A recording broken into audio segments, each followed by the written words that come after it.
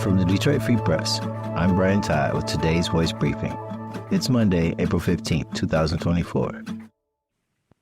Imagine this: firefighters with a drone that takes sharp videos, and a water quality expert who needs aerial views of a creek in the suburbs of Detroit.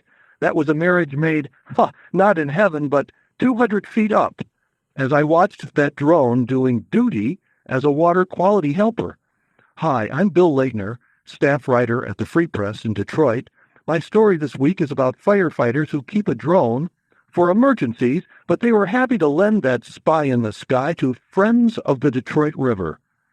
Their drone, in half a day, scouted 4 miles of Ecorse Creek. It pinpointed trash, old tires, shopping carts, all sorts of debris, in advance of volunteer river cleanups. By the way, Earth Day is April 22nd, so check my story at freep.com to see how you can volunteer in Metro Detroit for cleaner waterways. I'm Sue Selasky, Detroit Free Press food and restaurant writer. A new fast casual chicken chain specializing in Nashville-style hot chicken has entered the Michigan market. Houston Hot Chicken, also known as HHC, picked bustling Hall Road in Sterling Heights for its first location. The restaurant's grand opening is set for April 20th. Houston Hot Chicken touts that it serves halal, organic, never frozen, antibiotic-free, and hormone-free chicken. Its menu includes hot chicken tenders served on brioche buns with pickles, coleslaw, house sauce, and fries. The tenders are also served separately with a choice of more than a half dozen sauces. Its original hot chicken sandwich is $13.99 in Sterling Heights. You can order its chicken with a variety of spice levels from no spice to mild and medium to waiver required, Houston, we have a problem. HHC joins several other fast casual chicken places on Hall Road, including a Chick-fil-A and Jollibee. A Shake Shack is also nearby.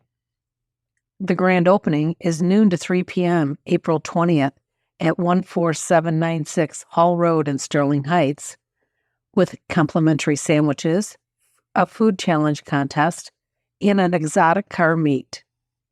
In Michigan, the chain is planning locations in Novi and Troy to open by the end of the year. I'm Andrew Burkle with the Free Press Sports Department. The Detroit Tigers looked like they were heading towards a really frustrating end to the weekend. After losing both legs of Saturday's doubleheader against the Minnesota Twins, probably their biggest threat in the American League Central Division, the Tigers were down 3-0 heading into the 8th inning on Sunday. Simply said, the Tigers hitters have not been producing at a high level this year, but they have been coming up with some timely hits when they needed to come through, and on Sunday, that proved to be the case once again. Starting things off, of all people, was struggling slugger Javier Baez. The shortstop is the team's highest paid player, but has certainly not been producing like it so far this year.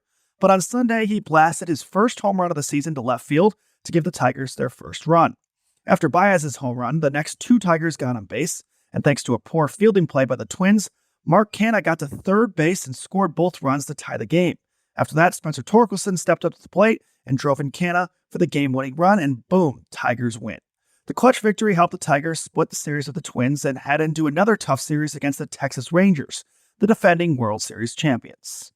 The Tigers will have Reese Olson on the mound for the first game of the series on Monday night, and funny enough, the Rangers will have Michael Lorenzen pitching, who was the Tigers' representative in the All-Star game last year, and now will be making his first start with Texas against his old team. Find more from the Detroit Free Press on freep.com. That's FREEP.com. Thanks again for listening, and you'll hear more from us tomorrow.